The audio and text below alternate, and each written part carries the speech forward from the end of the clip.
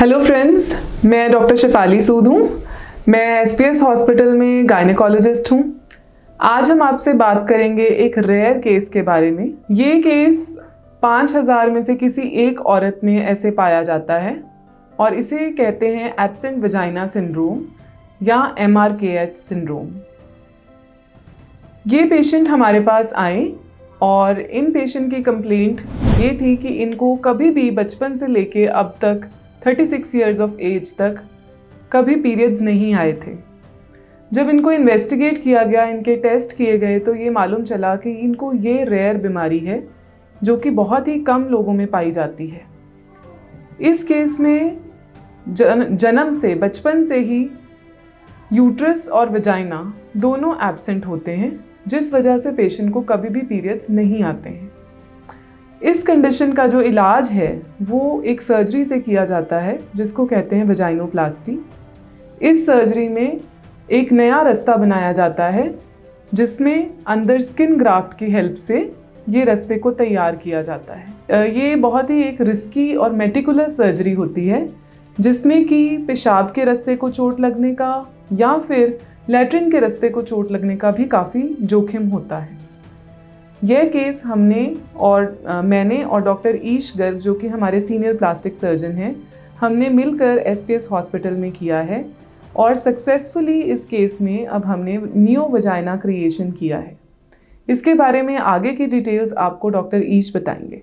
Thank you. नमस्कार, मेरा नाम डॉक्टर ईश कुमार गर्ग है। मैं एसपीएस हॉस्पिटल लुधियाना में सीनियर कंसल्टेंट प्लास्टिक सर्जन हूँ। I am a board certified plastic surgeon practicing at SPS Hospital Ludhiana.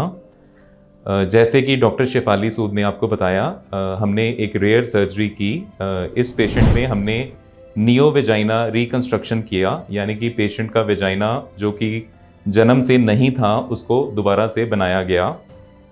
ये सर्जरी काफ़ी कॉम्प्लिकेटेड सर्जरी थी। इसमें हमने स्पेशली ध्यान रखा कि कोई भी ब्लैडर इंजरी, रेक्टल इंजरी या इंटेस्टाइनल इंजरी ना हो। और हम एक वेजाइना जिसका कि साइज़ लगभग 3 इंच और चौड़ाई 2 फिंगर विड्थ क्रिएट करने में सफल हुए। उसके बाद नेक्स्ट चैलेंज था वेजाइना को स्किन कवर देना।